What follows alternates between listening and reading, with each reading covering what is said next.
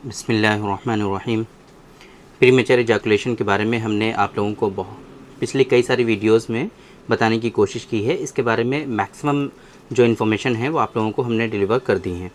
आज की इस लास्ट वीडियो में हम बात करने वाले हैं प्रीमेचर इजैकुलेशन से रिलेटेड जो मोस्ट कॉमन फ्रीक्वेंटली आस्क्ड जो क्वेश्चंस होते हैं, जो हमसे पूछे जाते हैं, जो पेशेंट आते हैं, जो पूछते हैं, उनके बारे में आज की इस वीडियो में हम आप लोगों को बताने की कोशिश करेंगे ताकि आप लोगों को प्रीमेचर इजैकुलेशन से रिलेटेड जो आपके जहनों में सवालात हैं उनके आंसर्स आपको मिल जाएं और आप लोगों को इसके बारे में समझ में आ जाए। प्रीमेचर इजैकुलेशन क्या होता है ना, या इसके अलावा जो भी आपको इससे रिलेटेड क्वेश्चंस हैं प्रीमेचर इजैकुलेशन के बारे में, वो सारी चीज़ें आपको पता चल जाएंगी।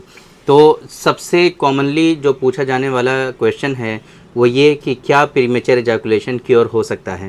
डॉक्टर साहब, हमें पिछले 20 सालों से प्रीमेचर इजैकुलेशन है, हमने तरह तरह का ट्रीटमेंट ले लिया है, हर तरह की मेडिसिन हमने खा ली है, हर तरफ हमने दिखा लिया है, लेकिन हमें कहीं से कोई रिलीफ नहीं मिल रहा है। तो क्या डॉक्टर साहब हमारा प्रीमेचर इजैकुलेशन ठीक हो सकता है या नहीं हो सकता? बहुत ज़्यादा लोग इस चीज़ को लेकर के कंफ्यूज रहते हैं और बहुत ज़्यादा लोग इस चीज़ को लेकर के परेशान रहते हैं कि पता नहीं ये प्रीमेचर इजैकुलेशन का क्योरेबल ट्रीटमेंट अवेलेबल है या नहीं है, ये प्रीमेचर इजैकुलेशन हमारा ठीक हो सकता है या नहीं हो सकता है। इसी चीज़ को लेकर के वो लोग बहुत ज़्यादा परेशान रहते हैं। तो आप लोगों को हम बताने की कोशिश करते हैं कि प्रीमेचर इजैकुलेशन जो है इसका परमानेंटली क्योरेबल ट्रीटमेंट अवेलेबल है। अल्हम्दुलिल्लाह, यूनानी सिस्टम ऑफ मेडिसिन के कॉन्सेप्ट के अकॉर्डिंग जब इसका ट्रीटमेंट प्रॉपरली किया जाता है तो प्रीमेचर इजैकुलेशन परमानेंटली क्योर हो जाता है। लेकिन प्रीमेचर इजैकुलेशन एक ऐसी बीमारी है, एक ऐसी डिजीज़ है कि इसको क्योर होने में 5 से 6 महीने मिनिमम रिक्वायर्ड होते हैं। 5 से 6 महीने का ट्रीटमेंट अगर आप सही से फॉलो कर लेते हैं सायरा हेल्थ केयर में, तो आपका प्रीमेचर इजैकुलेशन परमानेंटली क्योर हो जाता है। और आप लोगों को इस बात का भी आइडिया होगा कि प्रीमेचर इजैकुलेशन में इतना टाइम क्यों लगता है, क्योंकि इसके अंदर बहुत सारे साइकोलॉजिकल इश्यूज़ भी होते हैं और इसी तरीके से फिज़िकल इश्यूज़ भी होते हैं। आपकी बॉडी में भी इससे रिलेटेड बहुत सारे इश्यूज़ होते हैं और आपके नर्वस सिस्टम से भी रिलेटेड इश्यूज़ होते हैं, आपके जो है सेंसिटिविटी से रिलेटेड भी इश्यूज़ होते हैं। तो अब उन सारी चीज़ों को रिजॉल्व करने में टाइम रिक्वायर्ड होता है और स्पेशली जहाँ पर साइकोलॉजिकल इश्यूज़ होते हैं वहाँ पर बहुत ज़्यादा टाइम रिक्वायर्ड होता है और काउंसलिंग बहुत अच्छे से रिक्वायर्ड होती है। अगर प्रॉपरली काउंसलिंग वगैरह की जाती है तो आपका प्रीमेचर इजैकुलेशन धीरे धीरे जो है बेहतर होता चला जाता है और आपके अंदर इजैकुलेशन को कंट्रोल करने की जो कैपेबिलिटी है, जो रिटेंटिव पावर है, वो अच्छा होने लगता है और आपका प्रीमेचर इजैकुलेशन ठीक हो जाता है।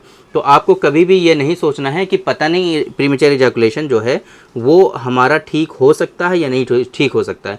ये ऐसी बीमारी नहीं है कि जिसका कोई क्योर नहीं है, ये बीमारी ऐसी है जिसका परमानेंट ट्रीटमेंट अल्हम्दुलिल्लाह हमारे यहाँ अवेलेबल है। बहुत सारे लोग ये कहते हैं कि डॉक्टर साहब अगर हम ऐसा करें कि प्रीमेचर इजैकुलेशन तो है हमको, क्या हम महीने में एक मरतबा सेक्सुअल इंटरकोर्स कर लें तो क्या इससे भी हमारा प्रीमेचर इजैकुलेशन ठीक हो सकता है?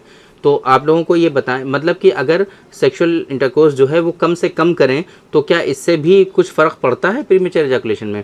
तो ज़्यादातर आप ये समझने की कोशिश करिए कि अगर आप सेक्सुअल इंटरकोर्स में कमी करेंगे तो इससे प्रीमेचर इजैकुलेशन में कोई भी फ़र्क पड़ने वाला नहीं है। इससे आपको कोई भी नहीं मतलब चेंजेस देखने को मिलेंगे। और अगर आप कम सेक्सुअल इंटरकोर्स करेंगे तो ऐसी कंडीशन में एक्साइटमेंट और भी ज़्यादा होगा आपके अंदर और प्रीमेचर इजैकुलेशन और भी सीवियर बढ़ेगा आपके अंदर। प्रीमेचर इजैकुलेशन ऐसी कंडीशन में बढ़ेगा ही, कम नहीं होगा कभी भी। आप अगर ये सोचते हैं कि अगर हम सेक्सुअल इंटरकोर्स थोड़े वक्फे के साथ कर लें, महीने में एक मरतबा ही करें, ज़्यादा ना करें, तो ऐसी कंडीशन में प्रीमेचर इजैकुलेशन आपका और ज़्यादा होगा। प्रीमेचर इजैकुलेशन आपका जो है ये नहीं है कि इससे धीरे धीरे कम होता चला जाएगा और ठीक हो जाएगा, ऐसा हरगिज़ नहीं है। अगर हम बात करें प्रोग्नोसिस की कि अगर प्रीमेचर इजैकुलेशन जो है अगर प्रीमेचर इजैकुलेशन आपको है तो ऐसी कंडीशन में कितने परसेंटेज चांसेस हैं कि ये आपका ठीक हो सकता है या नहीं ठीक हो सकता है। तो प्रीमेचर इजैकुलेशन के बारे में हमने जैसे कि स्टार्टिंग में आपको बताया कि 100% इसके क्योर होने के चांसेस हैं।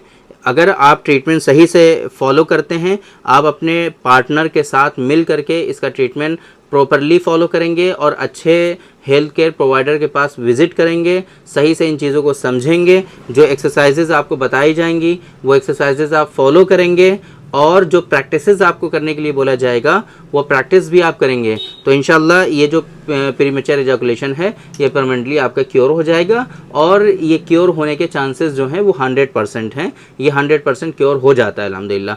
इसी तरीके से बहुत सारे लोग कहते हैं कि क्या हम प्रीमेच्योर इजैकुलेशन को प्रिवेंट कर सकते हैं, तो इसके लिए मेरा आंसर होगा यस। अगर आप प्रीमेच्योर इजैकुलेशन के बारे में जानते हैं और आपको ये लगता है कि हमारी इस वजह से प्रीमेच्योर इजैकुलेशन हो रहा है, यानी कि फॉर एग्जांपल अगर महीने में एक मरतबा करते हैं तो प्रीमेच्योर इजैकुलेशन होता है, हफ्ते में एक मरतबा करते हैं तो प्रीमेच्योर इजैकुलेशन नहीं होता है, तो फिर आप इसको इस तरीके से प्रिवेंट कर सकते हैं कि वीकली बेसिस पे आप सेक्सुअल इंटरकोर्स कर सकते हैं। या फिर अगर आपको ऐसा लगता है कि अगर हम खाना खा करके फ़ौरन सेक्सुअल इंटरकोर्स करते हैं तो ऐसी कंडीशन में प्रीमेच्योर इजैकुलेशन हो जाता है, तो फिर आपको थोड़ा सा गैप करके करना चाहिए। तो इस तरीके से प्रीमेच्योर इजैकुलेशन को आप प्रिवेंट कर सकते हैं। या आपको अगर ऐसा लगता है कि अगर जो है एक्साइटमेंट बहुत ज़्यादा रहता है तो उसके नतीजे में हमको प्रीमेच्योर इजैकुलेशन हो जाता है, आप अपने माइंड को डाइवर्ट करके थोड़ा सा अगर एक्साइटमेंट में कमी कर सकते हैं और उसके नतीजे में अगर प्रीमेच्योर इजैकुलेशन आपको नहीं हो रहा है तो फिर आप इसको इस तरीके से भी प्रिवेंट कर सकते हैं। या और बहुत सारे मेथड्स हैं जिस वजह से भी आपको प्रीमेच्योर इजैकुलेशन लगता है, आप उस वजह को जो इग्नोर करने की कोशिश करें, उस वजह से अपने आप को बचाने की कोशिश करें, तो आपको प्रीमेच्योर इजैकुलेशन जाहिर सी बात है नहीं होगा और ये प्रीमेच्योर इजैकुलेशन आपका प्रिवेंट होगा।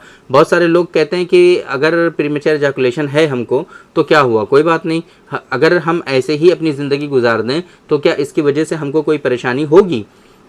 तो देखिए, मैंने कई सारी वीडियोस में आप लोगों को बताया है पहले भी कि अगर प्रीमेच्योर इजैकुलेशन आपको है और उसकी के साथ आप ज़िंदगी गुजारने की सोच रहे हैं तो ये आप बहुत बड़ी गलती कर रहे हैं। दो तरीके से समझने की कोशिश करें। पहले नंबर पे एक तो गलती ये कि प्रीमेच्योर इजैकुलेशन का जब क्योरेबल ट्रीटमेंट अवेलेबल है तो आप ट्रीटमेंट क्यों नहीं कर रहे हैं, पहले तो गलती ये कर रहे हैं। दूसरी गलती ये, प्रीमेच्योर इजैकुलेशन के कॉम्प्लिकेशंस कितने ख़तरनाक हैं अभी हमने कल ही बताया था आपको।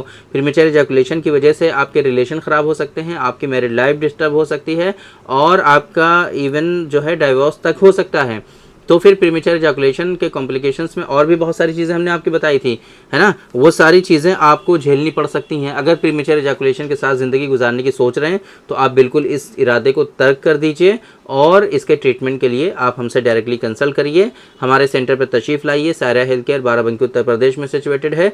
दूर है, नहीं आ सकते हैं तो हमारी वेबसाइट पर जाइए, तशरीफ़ ले जाइए www.sairahealthcare.com। इस वेबसाइट पर गेट अपॉइंटमेंट का पेज आपको मिलेगा, वहाँ पर जाकर के अपना अपॉइंटमेंट शेड्यूल करिए और आप डायरेक्टली हमसे कंसल्ट करिए। प्रॉपर ट्रीटमेंट इंशाल्लाह हम आप लोगों को डिलीवर करने की कोशिश करेंगे। देखिए, बहुत सारे लोगों को ये समझ में नहीं आता है कि ज़िंदगी उनकी गुजर रही होती है, सारी चीज़ें परफेक्टली हो रही होती हैं, थोड़ी बहुत कमी महसूस हो रही होती है तो वो ये सोचते हैं कि अभी क्या हम किसी डॉक्टर को दिखाएं, अभी रहने देते हैं। तो ये क्वेश्चन बहुत सारे लोग करते हैं कि डॉक्टर साहब को हमें कब दिखाना चाहिए, कब हमें ये मतलब ये फ़ैसला करना चाहिए कि नहीं अब हम डॉक्टर साहब को दिखा लें। तो देखिए, आप लोग गलती ये करते हैं कि जब बेसिक इश्यूज़ होते हैं, जब माइनर इश्यूज़ होते हैं, माइल्ड इश्यूज़ होते हैं, तब ऐसी कंडीशन में आप डॉक्टर साहब के पास नहीं आते हैं। जब आपको बहुत ज़्यादा इश्यूज़ हो जाते हैं तब आप मेडिकल स्टोर से दवाएं लेकर खाना शुरू कर देते हैं। जब उन दवाओं से भी काम आपका नहीं चलता है तब आप डॉक्टर के पास आते हैं। डॉक्टर के पास आने का जो आपका प्रोसेस है वो सबसे लास्ट में है। जब कहीं से भी काम नहीं चल रहा, किसी भी तरीके से काम नहीं चलता है, तब आप डॉक्टर के पास आते हैं। ये गलती है, ऐसा नहीं करना चाहिए। डॉक्टर के पास आपको बिल्कुल पहले नंबर पे आना चाहिए। हल्के फुल्के माइनर और माइल्ड इश्यूज़ भी अगर आपको फेस होते हैं तो आपको फ़ौरन डॉक्टर साहब के पास तशरीफ़ लाना चाहिए और प्रॉपर ट्रीटमेंट फॉलो करना चाहिए। उस वक्त आपका बहुत आसानी से ये इश्यूज़ जो हैं वो रिजॉल्व हो सकते हैं। बहुत ही इजीली इन बीमारियों से आप अपने आप को बचा सकते हैं, आगे आने वाली बड़ी परेशानियों से आप अपने आप को बचा सकते हैं। इस वजह से बिल्कुल माइल्ड इश्यूज़ अगर आपको हों तभी आप जो है डॉक्टर साहब के पास विज़िट करिए। ज़्यादा इंतज़ार मत करिए कि जब परेशानी बढ़ जाएगी तब हम आपको जो है डॉक्टर साहब के पास विज़िट करेंगे, ऐसे नहीं है। इसी के अलावा बहुत सारे लोग ये क्वेश्चन करते हैं कि अगर हम जो है कंडोम पहन लेते हैं तो फिर प्रीमेच्योर इजैकुलेशन जो है उसमें थोड़ा सा डिले हो जाता है, तो क्या ये तरीका सही है? तो ये बिल्कुल सही है, इसमें कोई हर्ज नहीं है। आप अगर कंडोम पहन सकते हैं, कंडोम पहन करके जो है आप सेक्सुअल इंटरकोर्स करते हैं और टाइमिंग इंक्रीज़ हो जाती है तो ये बिल्कुल नेचुरल है। ये इसमें कोई किसी तरीके की बुराई नहीं है, क्योंकि इसमें डायरेक्ट स्किन टू स्किन जो है टच नहीं होता है, कनेक्शन नहीं होता है, बीच में एक लेयर आ जाती है जिसके नतीजे में जो सेंसेशन होता है वो थोड़ा सा कम हो जाता है। और आजकल थोड़े से वो डिलेड कंडोम भी आते हैं, लेकिन वो नहीं यूज़ करने चाहिए आपको, है ना, क्योंकि उसके अंदर ऐसा जेल होता है जो आपके पेनिस की सेंसिटिविटी को थोड़ा सा नम कर देता है, नमनेस आ जाती है। तो वो जब नमनेस आ जाती है तो कुछ फील नहीं होता आपको। तो वो सब नहीं यूज़ करने चाहिए आपको। आपको नॉर्मल कंडोम ही यूज़ करना चाहिए, जिससे आपकी टाइमिंग जो है वो थोड़ी सी अगर बढ़ जाती है तो फिर आप उसको जो है बढ़ा सकते हैं। वो नेचुरल है, उससे कोई दिक्कत नहीं है। देखिए, प्रीमेच्योर इजैकुलेशन एक डिफरेंट चीज़ है और इरेक्टाइल डिस्फंक्शन डिफरेंट चीज़ है। बहुत सारे लोग इसी में कंफ्यूज रहते हैं कि प्रीमेच्योर इजैकुलेशन क्या है और इरेक्टाइल डिस्फंक्शन क्या है। तो अगर इरेक्शन नहीं होता है, मतलब इंतशार प्राइवेट पार्ट में जो तनाव होता है, जो सख्ती होती है, वो नहीं होती है, तो इसको हम लोग कहते हैं इरेक्टाइल डिस्फंक्शन। इरेक्टाइल डिस्फंक्शन, या फिर तनाव बहुत कम होता है तब भी सम कैटेगरीज में इसको इरेक्टाइल डिस्फंक्शन कहते हैं। या फिर अगर तनाव जो होता है वो सबसाइड हो जाता है, रुकता नहीं है, मेंटेन नहीं रहता है, तो उसको भी हम लोग इरेक्टाइल डिस्फंक्शन के नाम से जानते हैं।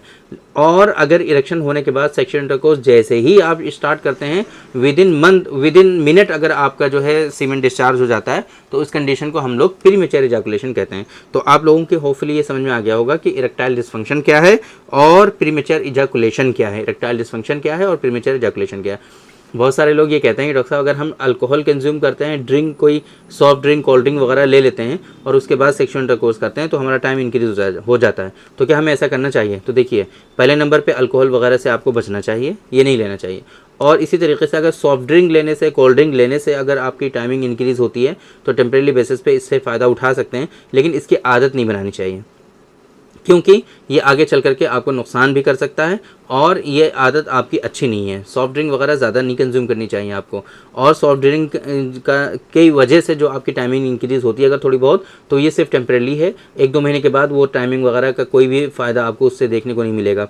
तो थोड़े दिनों तक अगर आपको इससे बेनिफिट लेना है तो आप ले सकते हैं, लेकिन ये जो है आपको इसकी आदत नहीं बनानी है, ये नहीं करना है ना। इसी तरीके से बहुत सारे लोग, डॉक्टर साहब हमें फ़िलहाल ये चाहिए कि किसी तरीके से ये जो इजैकुलेशन हमारा जल्दी हो रहा है इसको हम स्टॉप करें।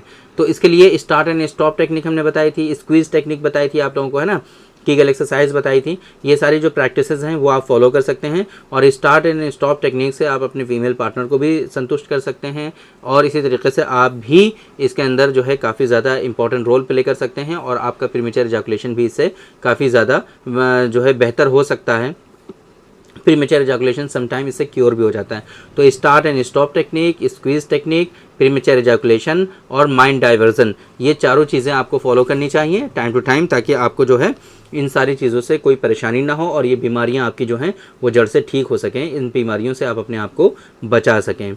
तो ये सारी चीज़ें आज की इस वीडियो में जो मोस्ट कॉमन, जो फ्रीक्वेंटली आस्क्ड जो क्वेश्चंस थे उनका आंसर करने की हमने कोशिश की और उम्मीद करते हैं कि आपको आज की इस वीडियो से बहुत सारी चीज़ें जानने को मिली होंगी और आपको लोगों को आज की इस वीडियो से ज़रूर फ़ायदा हुआ होगा। तो थैंक यू वेरी मच, बहुत बहुत शुक्रिया आपका। आज के इस वीडियो में इतना ही। इंशाल्लाह कल फिर मुलाकात होगी आपसे एक दूसरी वीडियो में, हम डिस्कस करेंगे आपसे एक दूसरे टॉपिक पर। तब तक के लिए आप हमें इजाज़त दीजिए। अस्सलाम वालेकुम।